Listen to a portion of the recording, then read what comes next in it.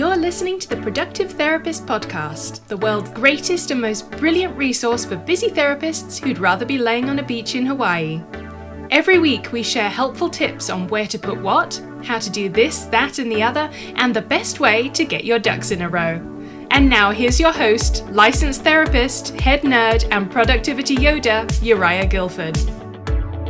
Hello and welcome to the podcast. I'm so happy you're joining me today. I recently had the pleasure of meeting up with my Mastermind group in Asheville, North Carolina, which is a truly beautiful place. It was a ton of fun and we had so many amazing conversations, one of which I want to share with you today. In this audio, we talk about some of the unique challenges of running a business and also share with you some great tips on how to get more done so you can have more fun. Leading the discussion is my good friend Gordon from the Practice of Therapy. I know you'll benefit from eavesdropping on our engaging conversation. Enjoy. We just wanted you all to listen in to a conversation we've been having, just kind of highlights from the conversations we've been having this weekend as we've been on a retreat together. So, Jessica, why don't you start off? Okay. I'm Jessica Tapana, and I have a group practice, private pay practice in Columbia, Missouri. And then I also have Simplified SEO Consulting, helping therapists who have websites get them to show up better on search engines. I'm Whitney Owens, and I own a group practice in Savannah, Georgia called Water's Edge Counseling. We just hired our 9th therapist this week, so I'm really super excited about that, cash pay only.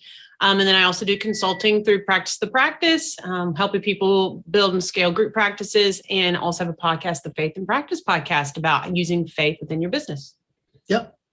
So we got 4 states covered here, right? Yes, we Where are do. you from, Gordon? I'm from Tennessee. Tennessee, So, yeah. Tennessee, Missouri, Georgia, and California. And we're recording in North Carolina. Yeah. Yeah. Yeah. 5 states covered. I'm Uriah Guilford. I've got a group practice in Northern California, working with families called Guilford Family Counseling. And I've also got a business called Productive Therapist. And we provide world-class virtual assistants for therapists so they can get more done and have more fun. Yeah. Awesome. Awesome. Punchy. Well, a thought that occurred to me this morning as I was thinking about us recording is that all of us have at least two businesses that we're running.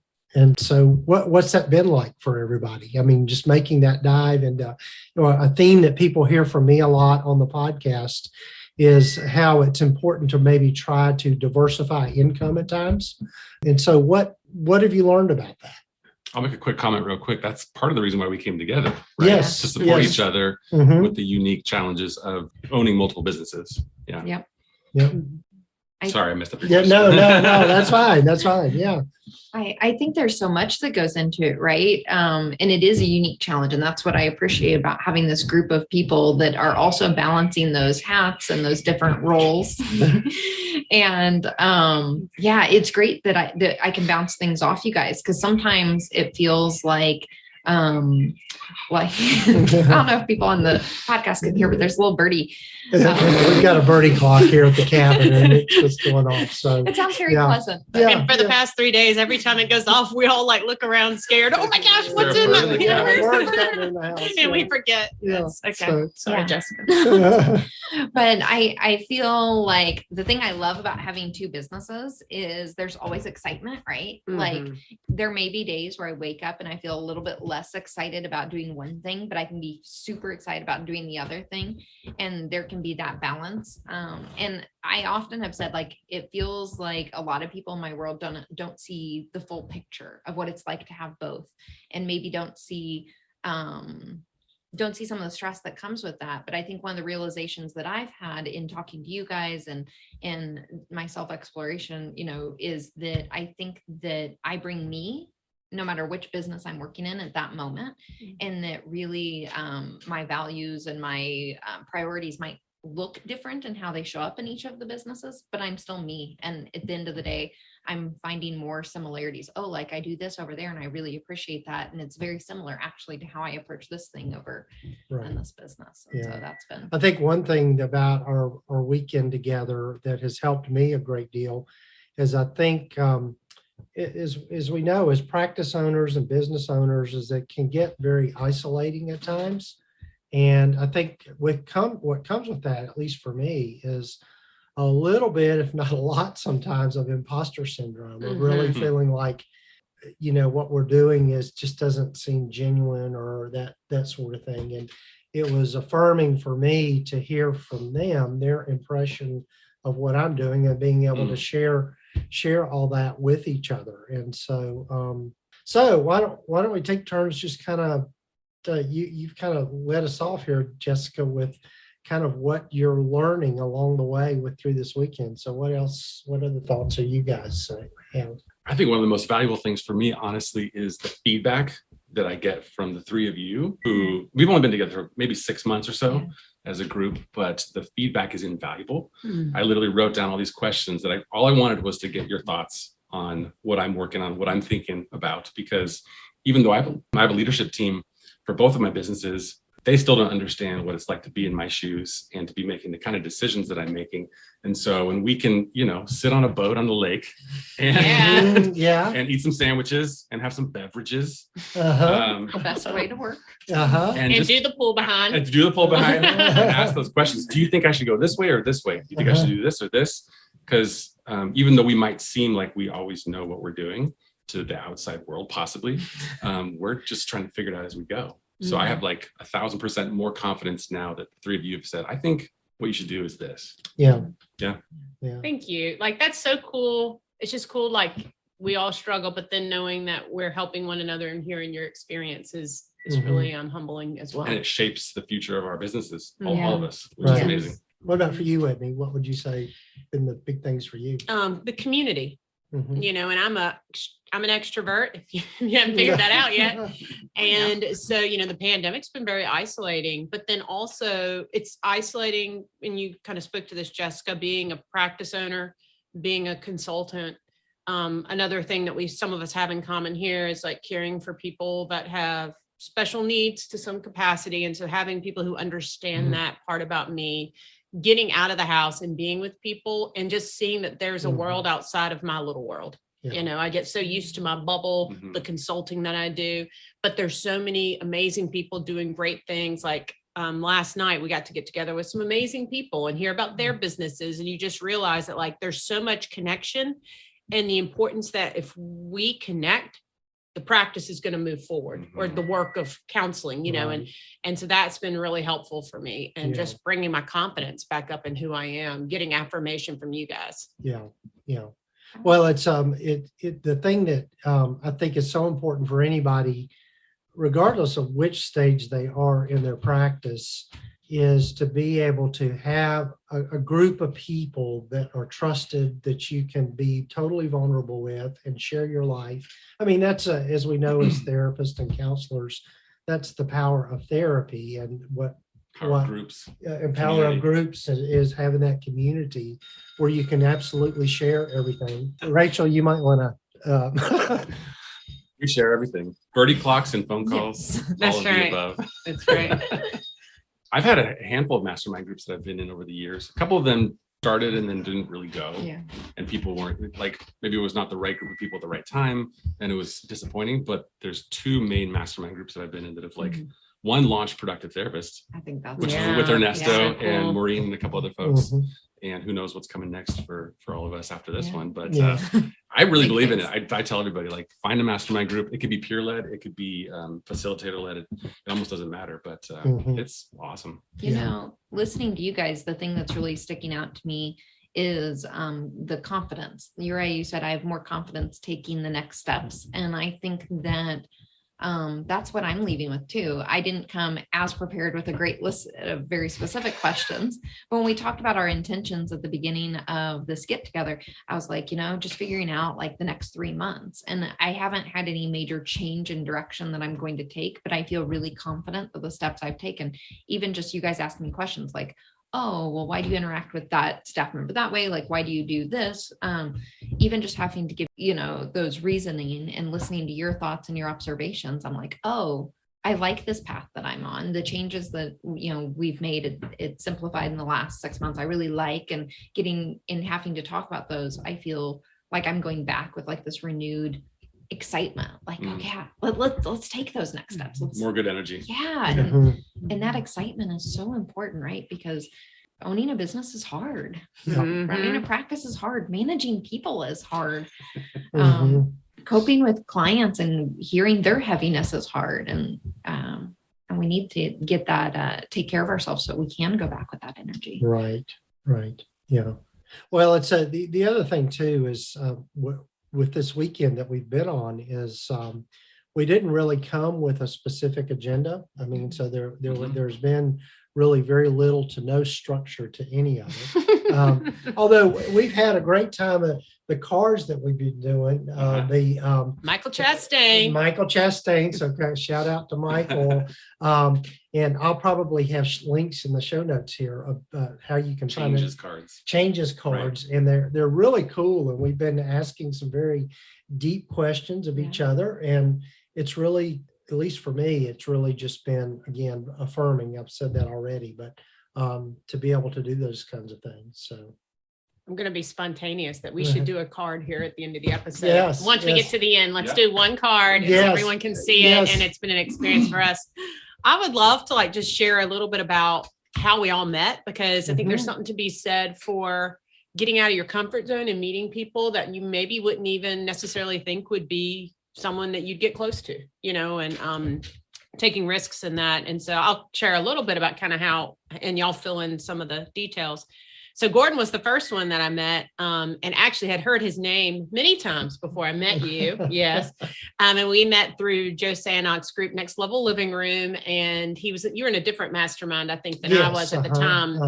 And he invited all of us to come to his house. And I was like, okay, here are the list of people going. I'm going to meet Gordon Brewer. It was on my agenda to become your friend, because I admired you and the work you were doing with your podcast already. It was on your friend agenda? I have a friend agenda.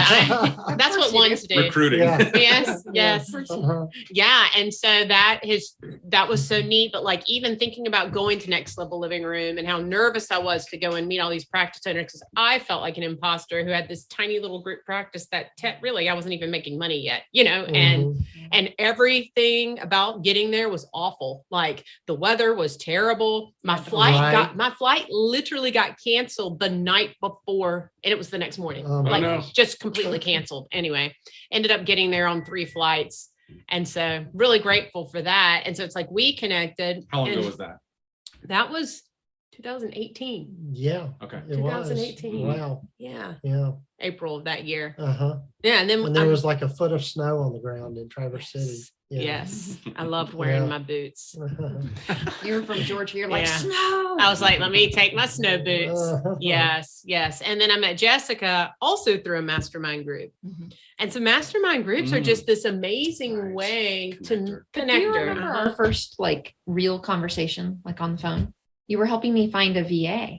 And you said, you introduced me to the VA, change things. Yes, my friend. Yes. And you said, here, let me hop on a call with you. And we talked on the phone, and it was it was such a good moment, because we hadn't really met in person. We hadn't really had individual conversations. And I distinctly remember walking around barefoot in my backyard, talking to you about this. And it was so helpful, because I'd had issues finding people to help. I'd gone through several VAs, and you're like, okay, girl, you got to change your approach here. That's so cool. Right. Yeah. I could think of lots of calls and where I was sitting when we had conversations on the phone about really important business things over the years. That was the first one. That was important. Right. Jessica and I met 2019 at Therapy Reimagined conference in sort of an impromptu mastermind group. Literally, we were all sitting around talking about ideas about online courses, and we were sitting next to each other and started talking about SEO. I knew nobody. I was so scared going to that conference. Were you really? I was more nervous to go to that conference than I'd ever been to go to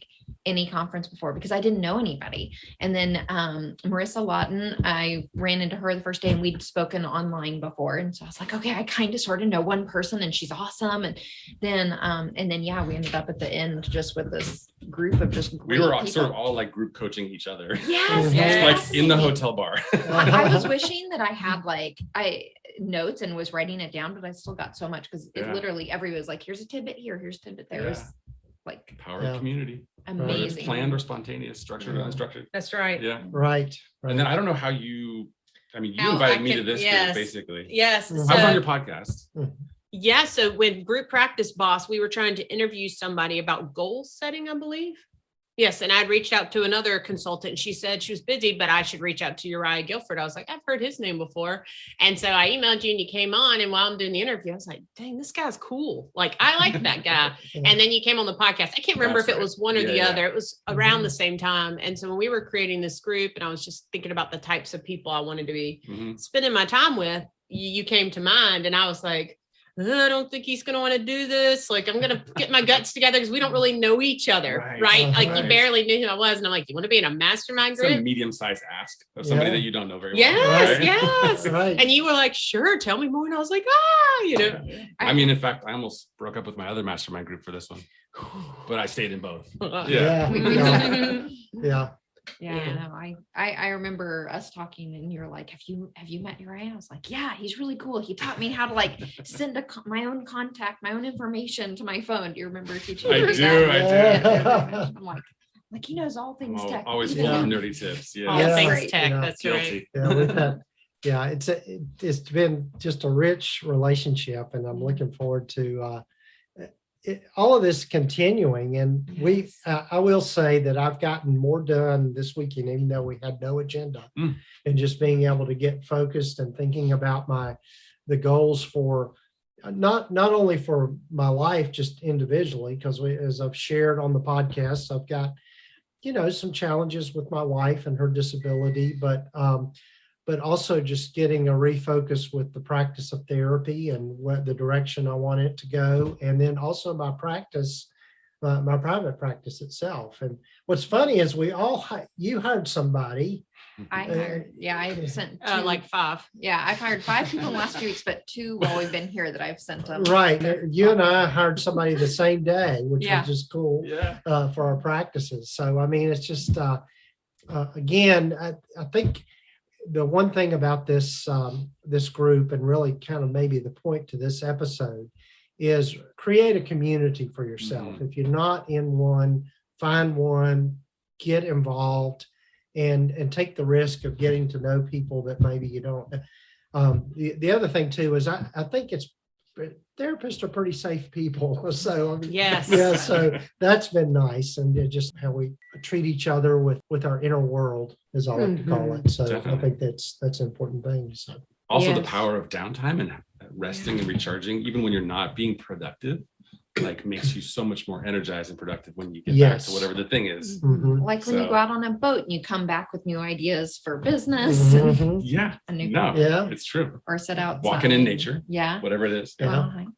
So we did a hike and the boat on the same day, and then we are in as we're recording this, we're in Lake Lure, North Carolina. My family has a place here, and we're just kind of chilling and just doing that kind of work. And then we got together with some other private practice consultants last night, and again today in Asheville today. So I'm gonna do a bold shout out to Ernesto Segismundo.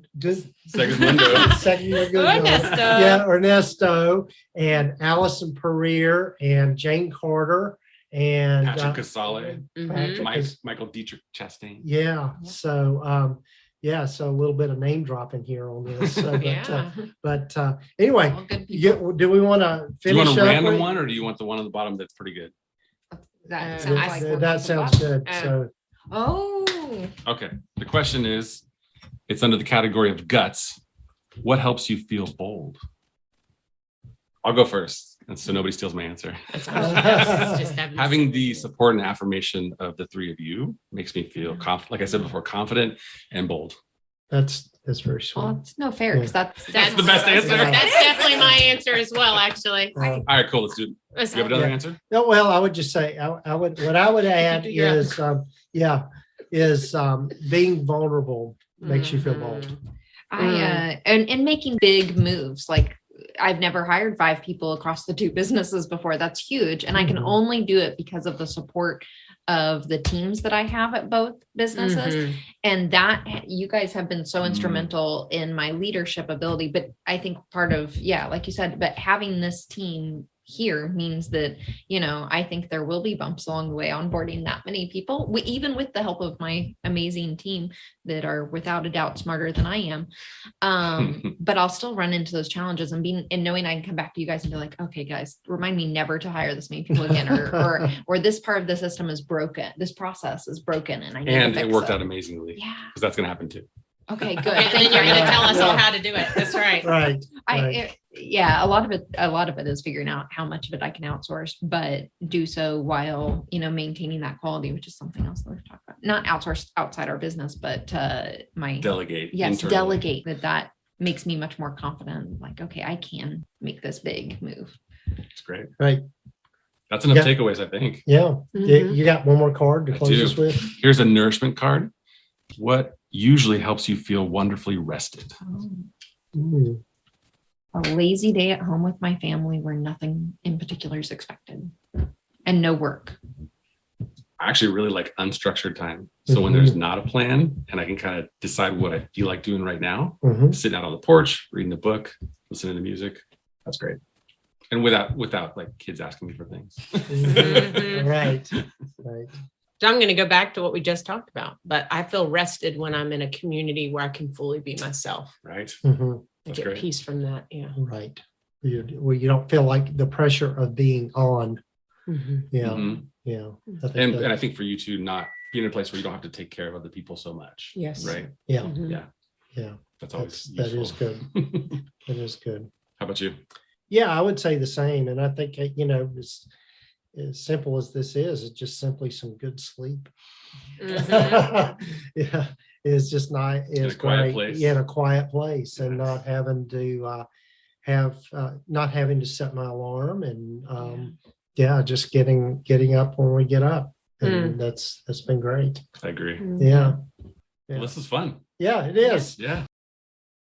I hope you found some great tidbits and takeaways to apply to your own practice. Thanks so much for joining me. Take care.